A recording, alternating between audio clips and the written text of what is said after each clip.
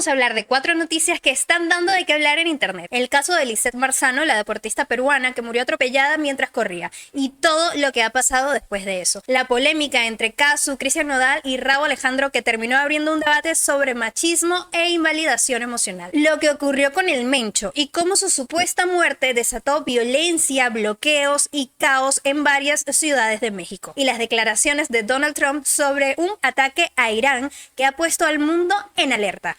4 noticias distintas, pero con algo en común. Y es que ninguna es tan simple como parece. Así que quédate, porque aquí no vamos a hacer lo de siempre, no vamos a repetir titulares, no vamos a quedarnos con la duda de qué pasó. Vamos a analizar, a cuestionar, a desarmar lo que estamos viendo y sobre todo lo que no se está diciendo. Esto es Pausa y Pensemos. Y si te gusta este tipo de contenido, dale like, suscríbete y comparte este video porque estas son las conversaciones que deberíamos estar teniendo. Y quiero empezar con algo que no pasó lejos, pasó aquí, en Perú. En el Perú, matar a alguien con un carro puede salirte barato. Pausa y pensemos. Ya sé que suena fuerte, pero después de ver este caso, es una pregunta que incomoda, pero que necesitamos hacernos. Y quiero hablar de Lizeth Marzano. Y no es solo una víctima más. Lizeth tenía 27 años, era deportista de alto rendimiento, formaba parte de la selección peruana de apnea, o sea que ella no era cualquier cosa, no era cualquier persona, era de esas personas disciplinadas, constantes, que se sacan la mugre para llegar lejos. Es una chica que entrenaba para aguantar la respiración bajo el agua, pero que no pudo sobrevivir a algo tan básico como salir a correr a la calle. Porque eso es lo más duro de todo. Lizeth no estaba haciendo nada malo, no estaba de fiesta, no estaba manejando,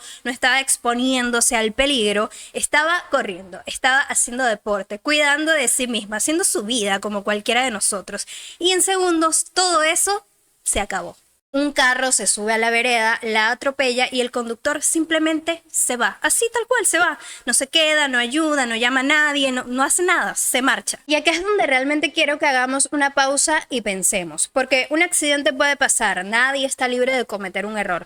Pero huir, eso no es un error. No ayudar no es un error. Dejar a alguien tirado en la pista, eso es una decisión. Y es una decisión que también mata. Pero lo que a mí me preocupa no es solo eso, es lo que viene después. Porque empiezan ahí las cositas raras. El carro tiene dueño, pero el dueño dice que ya no lo tenía. El conductor desaparece, pero luego aparece. Hay reuniones, hay versiones que cambian, hay tiempos que no cuadran. Y entonces uno se pregunta, ¿qué está pasando aquí? ¿Estamos viendo solo un accidente o estamos viendo cómo se empieza a mover todo para proteger a alguien? Porque seamos honestos, en el Perú ya hemos visto esto antes. Cuando hay contactos, influencia, poder, las cosas empiezan a cambiar. La verdad se vuelve confusa, los procesos se alargan y la indignación poco a poco se va enfriando. Y acá entra algo que es todavía más delicado, la policía y el sistema. Porque cuando pasa algo así uno espera que actúen rápido, ¿no? Que encuentren al responsable, que lo detengan, que haya claridad.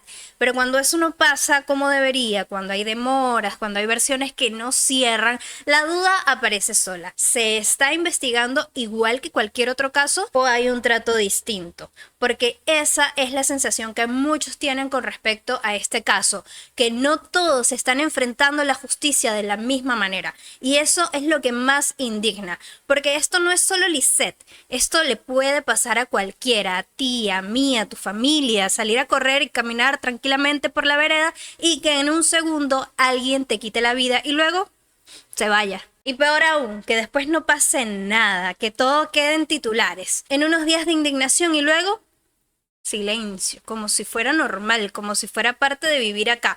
Y no debería serlo, porque no estamos hablando solo de un accidente, estamos hablando de una vida que se perdió y de un sistema que tiene que responder. Y por eso te vuelvo a hacer la pregunta, pero estoy segura de que ahora ya no voy a sonar exagerada, te va a sonar un poquito más real. En el Perú, ¿matar a alguien con un carro realmente tiene consecuencias o depende de quién seas? Y cuando pasan cosas así uno espera empatía, pero muchas veces lo que encontramos es todo lo contrario. Cuando una mujer habla desde el dolor, siempre aparece un hombre diciendo que está exagerando. Pausa y pensemos. Esto no es solo una canción, es lo que pasa cuando una historia real se convierte en espectáculo. Porque lo que está pasando entre Casu, Cristian Nodal y Rauw Alejandro no es solo farándula, es un reflejo de algo mucho más profundo y ya les voy a explicar por qué. Todo empieza con Rosita, una canción que menciona a Nodal de forma ligera, casi burlona, pero lo que para algunos es solo una frase, para otros es una herida abierta. Casu reacciona no con un chisme, sino con un texto donde habla de machismo, de camaradería entre hombres y deja claro algo que incomoda a muchos, que aquí no se trata de ella, se trata de su hija. Y ahí todo explota, porque Nodal responde, pero no responde desde la empatía, responde minimizando, responde diciendo que exagera, que es solo una canción, que no es para tanto, y aquí es donde tenemos que detenernos, porque esto no es nuevo. ¿Cuántas veces hemos visto a una mujer expresar su dolor y a un hombre responder diciéndole que está exagerando? ¿Cuántas veces el mensaje es el mismo? No es para tanto, estás haciendo un drama, eso no fue así. Eso tiene nombre y se llama invalidación. Y en muchos casos también narcisismo. Porque cuando alguien no puede hacerse cargo del daño que causó, lo que hace es reducir el sentimiento del otro. Lo hace ver pequeño, exagerado, irrelevante y así la víctima termina dudando de su propia experiencia, de su propio dolor. Y ojo, que aquí no se trata de quién tiene la verdad absoluta. Se trata de algo que es mucho más importante. Se trata de cómo respondemos cuando alguien nos dice me dolió. Puedes escuchar o puedes defenderte, puedes validar o puedes minimizar. Y esa elección lo dice todo de ti, porque al final esto ya no es una canción, es una conversación incómoda sobre respeto, responsabilidad emocional y sobre cómo muchas veces cuando una mujer levanta la voz, lo primero que recibe es silencio o burla. Así que yo te pregunto, ¿de verdad era solo una canción? ¿O hay algo más que no estamos queriendo ver? Pero cuando hablamos de minimizar, de mirar hacia otro lado, esto no se queda solo en lo personal. También pasa en cosas mucho más grandes. ¿Tú de verdad crees que un grupo criminal puede tener tanto poder sin que alguien más esté involucrado? Pausa y pensemos. Lo que pasó con Nemesio Oseguera Cervantes, el Mencho, no es solo una noticia. Según versiones hubo un operativo, enfrentamiento, lo hirieron, lo subieron a un helicóptero y murió en el traslado. Pero más allá de cómo murió o en qué momento exactamente, lo que realmente importa es lo que pasó después. Porque lo que vino no fue calma, fue caos, carreteras bloqueadas, vehículos incendiados, ciudades enteras paralizadas por completo, gente atrapada sin poder moverse, familias encerradas con miedo, personas que simplemente estaban haciendo su vida normal y de pronto quedaron en medio de algo que no controlan. Y eso no fue en un solo lugar, fue en varias zonas al mismo tiempo. Y ahí es donde uno tiene que parar y pensar, porque cuando cae alguien así, lo lógico sería que la violencia baje, que el Estado tome el control, que la gente respire. Pero aquí pasa todo lo contrario. La respuesta de los criminales es inmediata, coordinada, fuerte, como si todo ya estuviera listo para activarse. Y entonces ya no estamos hablando solo de delincuentes, estamos hablando de grupos que tienen armas de guerra, que se mueven rápido, que se organizan, que saben exactamente qué hacer y cuándo hacerlo. Y eso no es algo que se pueda dar así de la nada. Eso requiere dinero, sí, pero también requiere información, rutas, logística y algo más. ¿Te imaginas qué? Porque para que todo eso funcione así de preciso, alguien tiene que estar mirando para otro lado. O peor, alguien tiene que estar ayudando.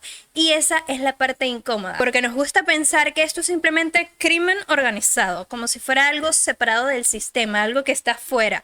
Pero cuando ves este nivel de reacción, de control, de presencia, cuesta creer que ellos realmente estén solos. Y mientras tanto, la gente que hay en el medio, la gente que no tiene nada que ver, la que solo quiere trabajar, salir, volver a su casa, la que tiene que cambiar sus rutas, sus horarios, su vida y todo por miedo. Y eso no es normal. No es normal vivir pensando por dónde sí puedes pasar y por dónde no. No es normal que quemar un carro en una carretera sea parte de la realidad. No es normal que el miedo sea parte de la rutina. Entonces la pregunta deja de ser ¿qué pasó con el Mencho? La pregunta es otra. ¿Cómo puede un grupo hacer todo esto tan rápido, tan organizado, tan visible sin que nadie lo detenga? Porque si pueden hacer esto así, ¿de verdad crees que están solos? Y si todo todo esto ya es fuerte, lo que viene ahora ya no es solo un país, es el mundo. ¿El nuevo hobby de Donald Trump es bombardear países o qué es lo que está pasando aquí? En las últimas horas ha explotado una noticia que está por todo el internet.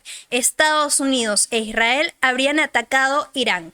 Bombardeo, explosiones, tensión, todo escalando rapidísimo. Pero lo que realmente encendió las redes no fue solo el ataque, sino lo que vino después.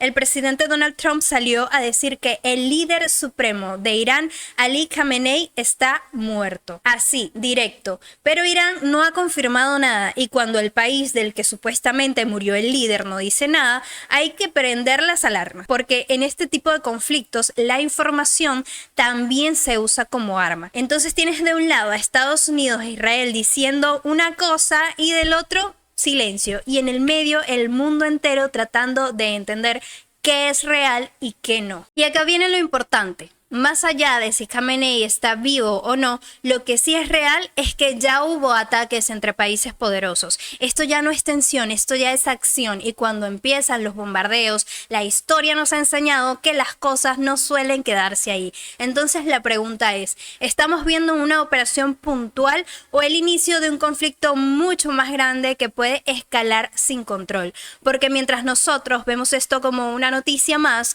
allá hay gente viviendo en medio de los ataques, decisiones políticas y juegos de poder que ellos no controlan. Además de esto está el rumor de que Donald Trump posiblemente pueda atacar Cuba. Así que ¿tú crees que esto es solo una estrategia calculada o estamos frente a algo que se le puede ir de las manos? Y si te das cuenta, hemos hablado de temas distintos, pero todos nos llevan al mismo punto: el poder. ¿Quién lo tiene? ¿Cómo lo usa? ¿Y quién termina pagando las consecuencias? Porque al final siempre hay alguien que decide y alguien que vive las consecuencias de esa decisión. Y ahí es donde tenemos que detenernos, porque no todo lo que se vuelve normal está bien. Así que te dejo con esto. ¿Qué cosas estamos aceptando que no deberíamos aceptar? Te leo en los comentarios y cuéntame qué tema te impactó más, y dale like si este video te hizo reflexionar o pensar un poquito en algo. No te olvides de compartirlo y de suscribirlo porque esto recién está empezando. Yo soy Sofía Romero y esto fue Pausa y Pensemos.